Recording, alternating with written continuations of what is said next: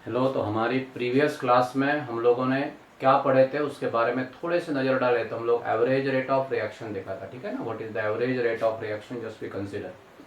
फिर हम लोगों ने रेट कंपैरिजन किए थे कि now as we consider the various component in a chemical reaction at the same time rate of reaction with respect to A with respect to B and how the related, उसको हम लोगों ने बात कराई थी। एक्चुअली इस questions को book में देखे, उसको कुछ किस प्रकार के क्वेश्चन है मैंने कल आपको बताया था। तो एक बात जरूर ध्यान रखना कि वो क्वेश्चंस को, उस टाइप क्वेश्चंस को पूरा क्लियर करवा दो, ठीक है।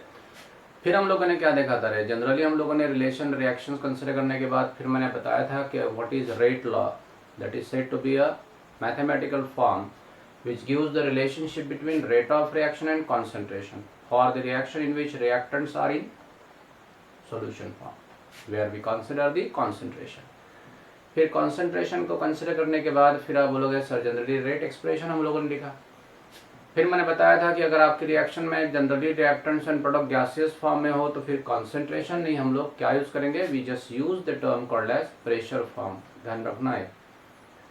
फिर आप बोलोगे सर जनरली कभी कॉन्सेंट्रेशन अगर आप बोलोगे सर दिए जनरली प्रेशर फॉर्म में मैंने एक्सप्रेशन लिखा और किसी ने अगर मुझे पूछा कि सर वो कॉन्सेंट्रेशन फॉर्म में वर्कआउट करो तो फिर कर सकते क्या सर ऐसे कि एक आधी रिएक्शन आपकी दी है उसमें जनरल टर्म्स अगर आप बोलोगे गैसियस फॉर्म में है और फिर अगर उसका रेट एक्सप्रेशन मैंने प्रेशर के फॉर्म में लिखा, लेकिन किसी ने बोला कि यही एक्सप्रेशन आप मुझे कॉन्सेंट्रेशन फॉर्म में कन्वर्ट करवा के दिखाओ तो चलेगा क्या सर। बोले हाँ सर, जनरली हम लोगों ने केमिकल इक्विलिब्रियम में जैसे मैंने पढ़ा था वैसे आप पीवी इक्वल टू एनआरटी फार्मूले का इस्तेमाल करके एक हो जाएगा, इसमें भी कोई डरने की बात नहीं है। क्योंकि what is that, P equal to मतलब मुझे ऐसे बताना है कि सर रेट एक्सप्रेशन मैंने sir rate of reaction is proportional to pressure बोला है, partial pressure just we consider. लेकिन जब वो प्रेशर फॉर्म में दिया है, लेकिन वही इक्वेशन को, वही एक्सप्रेशन को जब मैं कॉन्सेंट्रेशन फॉर्म में लिखना चाहूँ तो लिख सकता हूँ क्या सर, तो लिख सकते हैं ना। Actually we know that is for gas state PV equal to N R T set to be the equation, ठीक है ना रे। तो फिर आप बोलोगे sir what is that, P equal to N by V R T, ये पता है क्या आपको, ठीक है। सॉल्यूशन चैप्टर में हम लोगों ने देखा था ना, that is set to be the term just like this. देखो एन बाय वी पता है ना, N by V C concentration R T, P equal to C R T. वैसे हम लोगों ने pi equal to C R T बताया, osmotic pressure में फार्मूला निकाला था। तो वैसे फार्मूला है, जनरली आप कर सकते हो, जैसे जिस जगह प्रेशर है वहां पे सी रखो, सी इंटू आर इंटू टी, चलेगा, कोई प्रॉब्लम नहीं, हो जाएगा। करके देखेंगे, ऐसे कुछ प्रॉब्लम शायद उसको हम लोग क्लियर करने की कोशिश करेंगे। कभी कभी ऐसे होता, अभी एक प्रॉब्लम आया था, कुछ लोगों ने मुझे पूछा था कि सर ऐसे केसेस में जब अगर कॉन्सेंट्रेशन फॉर्म में एक्सप्रेशन दिया था, उसने बोला उसका प्रेशर फॉर्म कैसे होगा, तो कोई डरने की बात नहीं है। Actually for gas state PV equal to NRT, उस फार्मूले का इस्तेमाल करके आप सॉल्व तो करके देखो, निकल जाएगा आंसर, कोई प्रॉब्लम नहीं। चलो ठीक है, जमेगा सर। ये सब कंसिडर करने के बाद फिर आप बोलोगे सर हम लोगों ने रेट एक्सप्रेशन लिखा था, याद है, थोड़ा सा ध्यान रखना, are equal to K A to the power A और B to the power B लिखा था, याद है ये रेट एक्सप्रेशन। चलो ठीक है, बहुत बार सुना इसको, ठीक है। इसमें ए और बी क्या थे, इस रिएक्टेंट के कोएफिशिएंट थे। आपने इन दोनों के कोएफिशिएंट की जनरली आप बोलोगे सर एडिशन की power, that is said to be the sum of power of concentration term. मतलब अभी जो रेट एक्सप्रेशन आपके पास दिया है उसमें ए और बी मैंने बताया था ये रिएक्टेंट है, तो स्मॉल ए स्मॉल बी उसके कोएफिशिएंट है। फिर आप बोलोगे सर जब हम लोग कोएफिशिएंट मतलब number of molecules of the respective A as well as B are said to be the reactant, ये रिएक्शन फिर एक बार लिखता हुआ A into A plus B into B give C into C plus D into D. चलो कुछ कोशिश करते हैं। फिर अगर आप a प्लस बी करोगे तो फिर आप बोलोगे sir that is said to be number of molecules involve in a chemical reaction, number of molecules involve बराबर है involve in chemical reaction, chemical reaction. a plus B number of molecules involve, that is said to be molecularity, molecularity आ रहा है ठीक है, molecularity. लेकिन इस molecularity के बाद फिर मैंने बताया था for the same reaction when we just practically analyse the reaction, actually उसको प्रैक्टिकली जैसे रिएक्शन होती है उस प्रकार से अगर वर्कआउट करे तो मैंने बताया था कि ये रेट एक्सप्रेशन कुछ इससे दिखेगा। 3 बार हो गया बोलना, चौथी बार नहीं बोलूंगा, m b to the power n। और फिर आप बोलोगे सर एक्चुअली ए और बी कोएफिशिएंट है तो m प्लस n कैसे होगा सर, तो प्रैक्टिकली आप बोलोगे sir that coefficient just we observe that is m and n is said to be the practical coefficient. मैंने बताया था कि ये m की वैल्यू जैसे a यहाँ दिखता है या m, तो आप बोलोगे sir a is equal to m और a not equal to m। हो सकता है कि m n के बराबर रहेगा या n के बराबर रह भी नहीं सकता, नहीं रहेगा मतलब क्या रहेगा सर, तो ज्यादा रहेगा या कम रहेगा। कैसे बताओगे सर, तो मैंने आपको एक सादे एग्जांपल बताना है। जनरली हाइड्रोलिसिस की रिएक्शन में जैसे आप बोलेगे NaCl plus H2O convert into NaOH plus HCl, लिखते हैं ना रिएक्शन, इसको हम लोग सॉल्ट हाइड्रोलिसिस बोलेंगे। NaCl plus H2O gets converted into what, that is NaCl NaOH plus HCl, होती ना रिएक्शन है, this is said to be hydrolysis. जब इस रिएक्शन को आप देखोगे तो पता ये चलता है कि 1 mole of NaCl required 1 mole of water while balancing the chemical reaction. और जब बैलेंस करोगे तो 1:1 दिखता है, लेकिन जब ये रिएक्शन प्रैक्टिकली वर्कआउट करने की कोशिश करोगे तो water just taken during the reaction in a large excess, we just required water in large excess. चौक अगर वाटर में डालोगे तो इसकी रिएक्शन देखो बैलेंस कैसे होती है, CaCO3 plus twice H2O gets converted into what, CaOH twice plus H2CO3, ठीक है ना रे। मैंने पूछा CaCO3 को हाइड्रोलाइज करने के लिए कितने रेशियो रहेगा, बोले 1:2 इज रिक्वायर्ड सर। लेकिन प्रैक्टिकली आप 1 मोल ऑफ चॉक मतलब 100 ग्राम चॉक और 2 मोल वाटर लगेगा मतलब 36 ग्राम वाटर, समझता नहीं, 1 मोल चॉक 100 ग्राम, 2 मोल वाटर 36 ग्राम, है क्या रिलेशन पता, molecular weight of water is 18, तो 18 टू जा 36 और ये CaCO3 का 1 मोल मतलब 100 ग्राम। 100 ग्राम चॉकस 36 ग्राम वाटर में डालोगे तो 36 ग्राम वाटर मतलब 36 ml वाटर होता है। अभी आप बोलोगे सर हमारे घर में जो दवाई गिनने का कंटेनर होगा वो 15 ml का होता है, 2 कंटेनर उसमें डालो और देखो 30 ml पानी थोड़ा सा होता है, उसमें चॉक डालो ना, दिन भर वैसे रखो कुछ नहीं होता है। तो सोचो ऐसे केसेस में आपको water that should be taken in large excess, we just take water. तो प्रैक्टिकली आप क्या कर रहे हो, प्रैक्टिकली 1 मोल चॉक के लिए आपको बहुत पानी लेना पड़ेगा, मतलब आप बोलोगे sir that is A is 2 mole but B is not 2 mole, that is more than that. तो ऐसे केसेस में जो एक्सप्रेशन हम लोग मैथमेटिकल लिखते हो प्रैक्टिकल एनालिसिस के बाद, तो that is A to the power m and B to the power n, where A is m, A is not equal to m, B is n और B is not equal to n। तो इसी तरीके से अगर practical analysis के बाद अगर आप एक काम करोगे तो एक्सप्रेशन क्या लिखा रहे, R equal to K, A to the power m and B to the power n, and here that m plus n is what, practical molecularity, experimentally determined value, and that is said to be order। इसको क्या बोलेंगे हम लोग, order of reaction, बराबर है ना। तो order of reaction is nothing but the number of molecule actually involved in a chemical reaction। chemical reaction में number of molecule actually कितने involve होते हैं sir, that is determined experimentally by using the mechanism, बराबर है। तो चलो अब ये order और molecularity, तो अब एक सादी सी बात, ये है आपका रेट ऑफ रिएक्शन, रेट बोलते हैं हम लोग, तो ये रेट ऑफ रिएक्शन है, ये रेट कांस्टेंट है, ये कॉन्सेंट्रेशन टर्म है, और कितने रहेंगे सर, जितने रिएक्टेंट पे रहेंगे उतने हम लोग लिख सकते हैं। आप बोलोगे सर एक्सप्रेशन हम लोगों ने जो लिखा हो कौन से बेसिस पे, that is said to be rate law. Rate law मतलब that is law of mass action से, ठीक है। लॉ ऑफ मास एक्शन के अनुसार rate of reaction is directly proportional to the concentration of any one of the reaction component. आप लिख सकते कोई तो भी, अगर हम लोग जनरल रिएक्टेंट पूरे करके अगर लिखे तो ये एक्सप्रेशन आपके सामने आ जाता है। इसमें ए और B reaction reactant constant, generally आप बोलोगे sir coefficient of the reactant है, चलो ठीक है।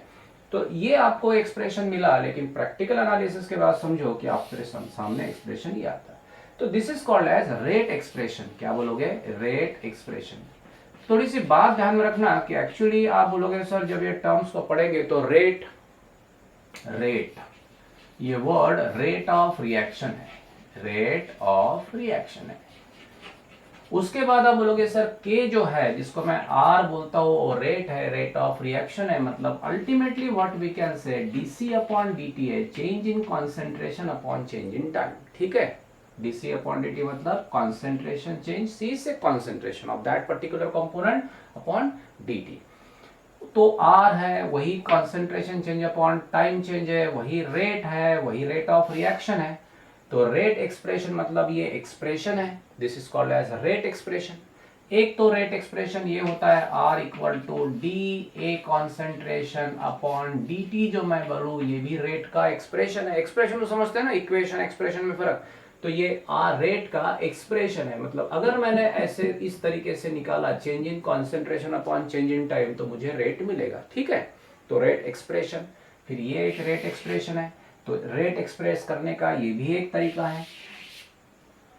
इस एक्सप्रेशन को मैंने लिखा इस इक्वेशन से, जो आपकी एक बैलेंस इक्वेशन है, एक सिंपल इक्वेशन थ्योरेटिकली लिखा हुआ है, उससे लिखा हुआ रेट एक्सप्रेशन है। उस रिएक्शन में जो कॉन्सेंट्रेशन के कोएफिशिएंट है, मतलब रिएक्टेंट कोएफिशिएंट है, मतलब this is said to be in a rate expression, this is said to be power of concentration term. Actually reaction के अनुसार वो पावर नहीं है, तो एक्चुअली वो कोएफिशिएंट है रिएक्टेंट के, लेकिन इस तो ये रिएक्शन है, ये रेट एक्सप्रेशन है। रेट को निकालने के लिए एक्सप्रेस किया हुआ मैथमेटिकल फॉर्म, ठीक है। उस रेट एक्सप्रेशन में ए और B power of concentration term है, ठीक है। इन दोनों की सम करवाई तो मुझे मोलेकुलरिटी मिलती, number of molecule involve in a chemical reaction as per balance equation. Practically निकाला जाए तो वही रेट एक्सप्रेशन इस तरीके से भी लिखा जाएगा, जिसके अनुसार के a to the power m and b to the power n। तो m और n क्या है सर? these are said to be the power of concentration term involved in a mechanism step। उसमें हम लोग रेट डिटरमाइनिंग स्टेप की बात करते हैं, RDS। मैकेनिज्म जब लिखोगे रिएक्शन का, how the reaction is carried out, in which number of steps are there, तो out of the step those step is slow step is called as rate determining step। पता है ना, याद आ रहा हूँ मैं टर्म आपके पहले पढ़े हुए टर्म्स को एक एक बोलने की कोशिश करो कि जब आप मैकेनिज्म लिखोगे, ये तो आपकी नेट इक्वेशन है, इस नेट इक्वेशन में आपने रेट एक्सप्रेशन लिखा तो इसमें इतना पता चलता कि theoretically number of molecule involve is equal to a plus b, but practically when we analyze the reaction at the same time, what we can say, we observe that कि in that chemical reaction, that is number of molecule involved is equal to m and n, m plus n। ये m और n क्या है सर? these are said to be practical number of molecules involved। practical number of molecule मतलब as we carry on a reaction at the same time their mechanism is to be studied। in mechanism number of steps are there, one single reaction this is said to be a balanced chemical reaction, but as we refer the mechanism at the same time we observe that the same reaction is carried out in number of steps, and out of that step those step is said to be a slowest step is called as rate determining step। क्या बोलते हैं? RDS, rate determining step। उस rate determining step में number of molecules कितने involve हुए, समझ रहे ना मैं क्या बोल रहा हूं? तो जितने नंबर ऑफ मॉलिक्यूल इन्वॉल्व होते हैं उन मॉलिक्यूल से हम लोग निकाल लेते हैं actual number of molecule involve, but that is determined experimentally, ठीक है। अब आप बोलोगे सर तो इसीलिए m प्लस n, ये सम जब मैं करूं इसको ऑर्डर बोलूंगा, मैं बोलूंगा actual number of molecules are involve in a chemical reaction as per the rate determining step is called as slowest step. समझ गए ना कुछ बहुत, ठीक है। तो अब उसको बोलेंगे ऑर्डर ऑफ रिएक्शन। कोई डाउट इसमें है? नहीं। फिर आप बोलोगे सर ऑर्डर और मॉलिक्यूलरिटी ठीक ठाक समझ गया sir, number of molecule involve, actually involve, determined theoretically, determined practically. ये वैल्यू जो रहेगी ना, ये वैल्यू होल नंबर रहेगी। ये वैल्यू कैसे रहेगी? मतलब मॉलिक्यूलरिटी की वैल्यू जो निकालोगे आप वो होल नंबर आएगा, कंप्लीट वैल्यू मिलेगी आपको, मतलब that's value is said to be a whole number while calculating that. जब मैं इसको कैलकुलेट करने जाऊंगा तो ये वैल्यू कैसे मिलेगी रे मुझे? That value so obtained is said to be a whole number. मेरी बात समझ रहे हैं मैं क्या बोल रहा हूं? तो ठीक है। तो जनरली आप बोलोगे sir value of molecularity is always a whole number. वो वैल्यू क्या मिलेगी? होल नंबर मिलेगी। अच्छी बात है। तो आप बोलोगे सर अगर ये वैल्यू मुझे होल नंबर मिलती है तो फिर एक मैं सवाल आपसे पूछूं सर कि generally as the value is said to be a whole number then what we can say, ये वैल्यू कितनी रहती है? तो आप बोलोगे सर 1 रहेगी, 2 रहेगी, 3 रहेगी। क्यों सर? ये बैलेंस जब रिएक्शन में करता हो तो इस बैलेंस इक्वेशन में आपने 10th में कुछ रूल को पढ़े थे, याद है? While balancing the chemical reaction coefficient should not be fraction. तो चलो ये कोएफिशिएंट फ्रैक्शन है क्या? नहीं। ये फ्रैक्शन है क्या? नहीं। ये भी होल नंबर है, ये भी होल नंबर है, दोनों का सम कैसे रहेगा? होल नंबर रहेगा। जनरली मॉलिक्यूलरिटी की वैल्यू ये 1 2 3 ज्यादा से ज्यादा 4 तक मानी जाती, बट ये वैल्यू होल नंबर रहेगी।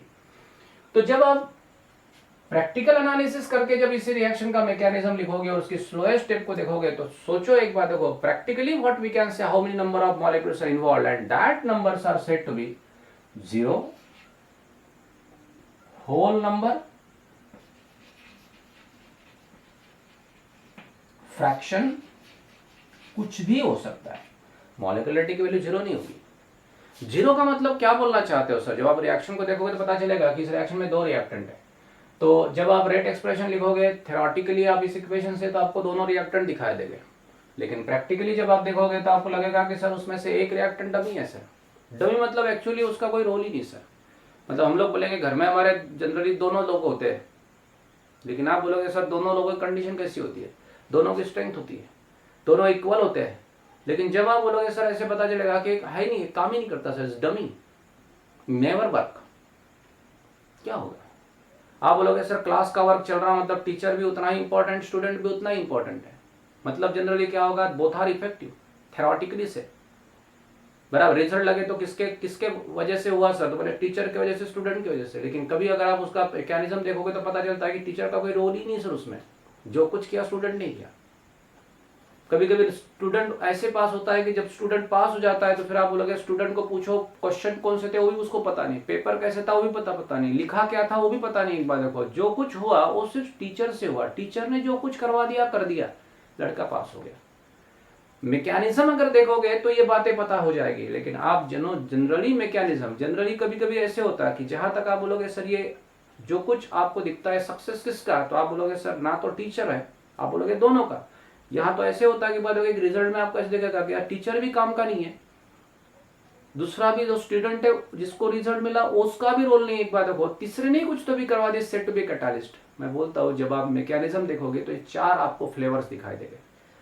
लेकिन जब अगर आप बोलोगे सर क्या होगा, थेरोटिकली सोचोगे तो आप बोलोगे सर जनरल बोला जाए और एकदम प्योर सोल्ड बोला जाए तो ये इफेक्ट टीचर और स्टूडेंट से होता है, जो रिजल्ट आपको मिला। तो इसी तरीके से इस रिएक्शन में कितने रिएक्टेंट है ए एंड बी, कितने मॉलिक्यूल्स है, बोले small A and small B, कितने मॉलिक्यूल इन्वॉल्व है ए प्लस बी, क्या बोलोगे इसको मॉलिक्युलरिटी।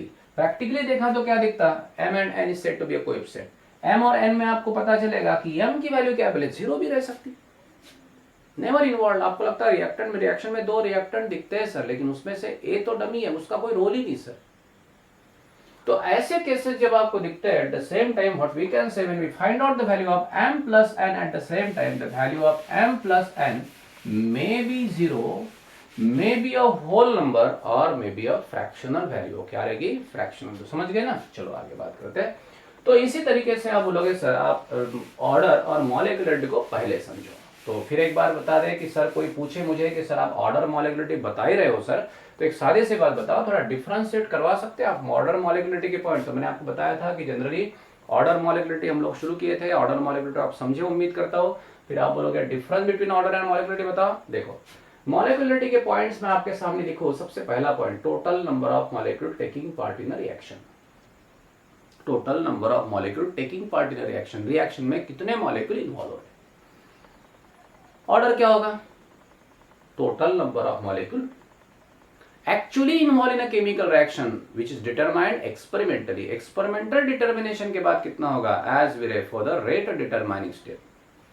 Always a whole number, molecularity की वैल्यू ऑलवेज होल नंबर और 0 नहीं रहेगी, क्योंकि बैलेंस इक्वेशन में कभी अगर कोई रिएक्टेंट का कोएफिशिएंट 0 आता क्या, नहीं। कोई रिएक्टेंट का कोएफिशिएंट फ्रैक्शन आता क्या, बोले आता ना सर, नहीं। रूल के अनुसार coefficient should not be fraction.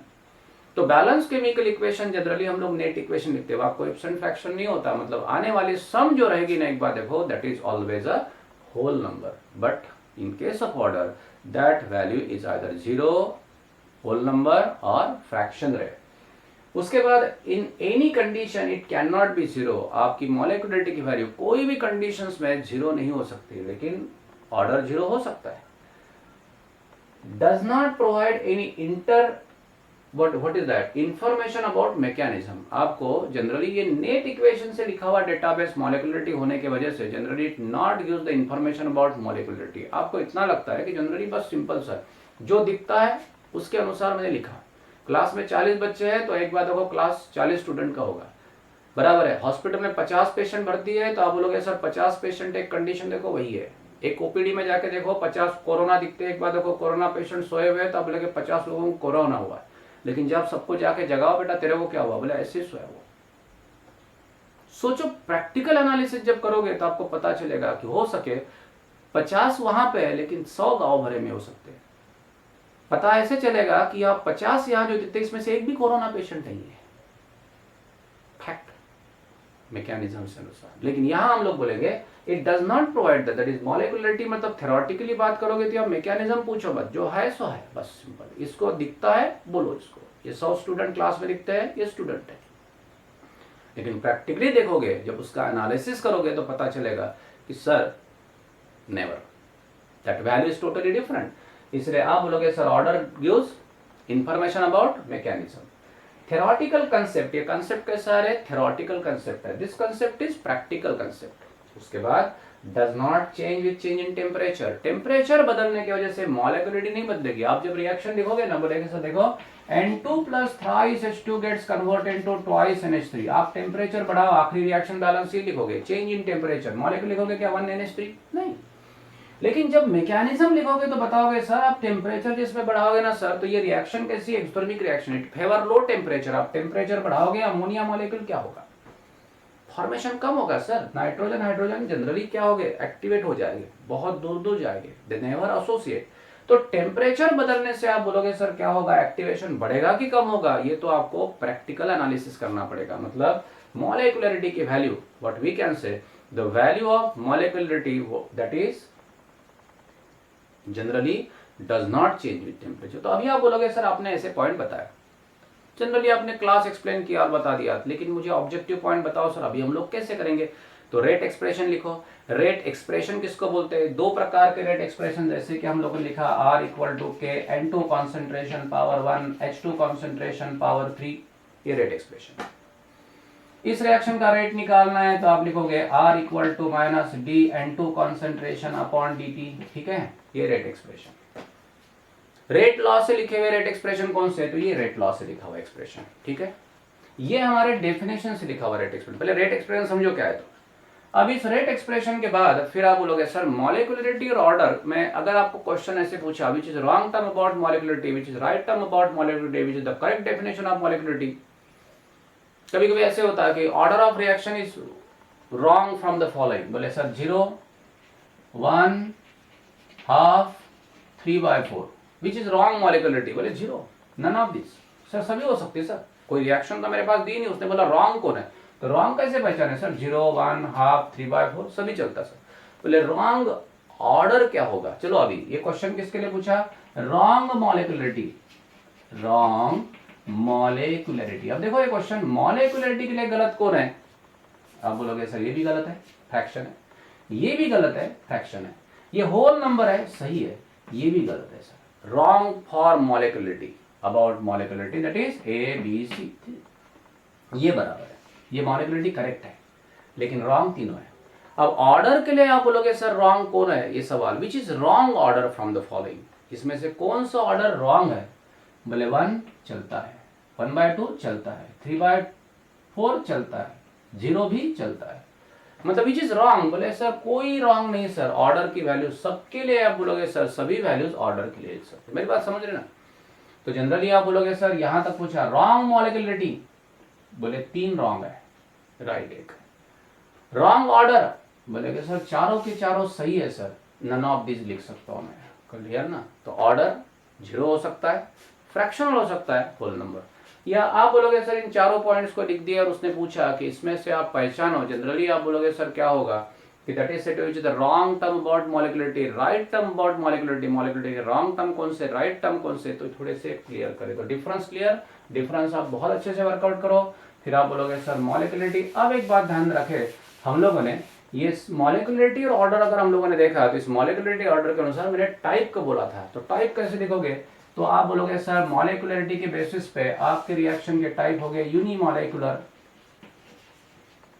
Bimolecular, ट्राइमॉलिक्यूलर, टेट्रामॉलिक्यूलर, और एक बात जरूर ध्यान रखना उसके बाद हम लोग मॉलिक्युलरिटी 4 तक कंसिडर करते हैं, उसके बाद नहीं कंसिडर करते, ठीक है, बहुत अच्छी बात है। Molecularity is consider up to uni, bi, tri, tetra. Elementary reaction जो होती है that is said to be unimolecular reaction. ये सब थ्योरेटिकल बेसिस के, प्रैक्टिकल थ्योरेटिकल।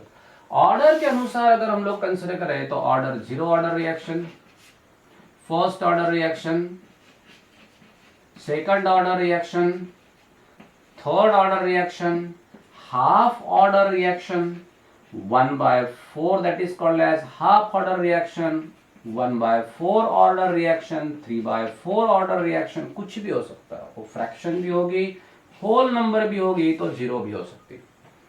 अब आप बोलोगे सर जनरली आपने ऑर्डर के टाइप बताया, what are the different types of reaction on the base of order, ये तो बता दिए सर, लेकिन अब ये जीरो ऑर्डर रिएक्शन क्या होगी, फर्स्ट ऑर्डर। एक बार थोड़ा पढ़े, रिवाइज करें, इसके एग्जांपल लिखो। मैंने क्या क्या करना चाहिए सर, इनकी डेफिनेशन को पढ़ो, डेफिनेशन के बाद उसकी कैरेक्टरिस्टिक को पढ़ो, कैरेक्टरिस्टिक के बाद आप बोलोगे सर जनरली, अब आप बोलोगे सर क्या करेंगे, कैरेक्टरिस्टिक तो पढ़ लिया सर, अब ये पढ़ने के बाद फिर क्या करेंगे सर, तो फिर और कुछ मत करो, एक सादी सी बात है, जनरली और एग्जाम्पल को आप कंसिडर करोगे, मतलब डेफिनेशन, प्रॉपर्टीज, कैरेक्टरिस्टिक, एग्जाम्पल, इन सभी को वर्कआउट करोगे। तो उम्मीद करता हूँ कि ये सभी बातें अगर आप लिखोगे, नॉर्मली आप बोलोगे टाइप्स वगैरह, और उसके बाद फिर आप बोलोगे सर यहाँ तक मैंने पूरा कंप्लीट करने के बाद अब मुझे क्या बता सर, फिर ग्राफ वगैरह एक्सप्लेन करेंगे, लेकिन उसके पहले ऑर्डर को थोड़ा एक बार कैरेक्टरिस्टिक हम लोग रिवाइज करेंगे हमारे नेक्स्ट क्लास में, और फिर उसके बाद ये थोड़ा सा डेफिनेशन ही तो बचा। ये unit of rate, unit of क्या लिखा, that is said to be unit of rate of reaction, mole per DM cube पर सेकंड। अब हम लोगों को यूनिट किसका निकालना है, we how to find out the unit of what, that is किसका निकालेंगे, यूनिट ऑफ रेट कांस्टेंट। और वो कैसे निकालेंगे सिर्फ आपको बता दो, आपको पता ही, are equal to K A to the power N, N is order, A is concentration, K is rate constant and R is, तो R K equal to R a to the power n, unit of k equal to unit of r upon unit of k concentration power n। इस फॉर्मूले से आप unit निकालने की कोशिश करो, इसके पहले जैसे मैंने बताया था। और अब आप बोलोगे सर सभी टर्म कंसिडर करेंगे, यूनिट आप पढ़ के आ जाओ, एक बार थोड़ा रिवाइज करके हम लोग नेक्स्ट टॉपिक को कंटिन्यू करोगे। एक बार क्वेश्चंस को भी देखो, जैसे मैंने बोला था सॉल्व करेंगे और फिर नेक्स्ट क्लास में आ जाएंगे, ठीक है। कोई डाउट, करोगे इतना सभी, चलो ठीक है, करो, फिर हम लोग नेक्स्ट क्लास में कंटिन्यू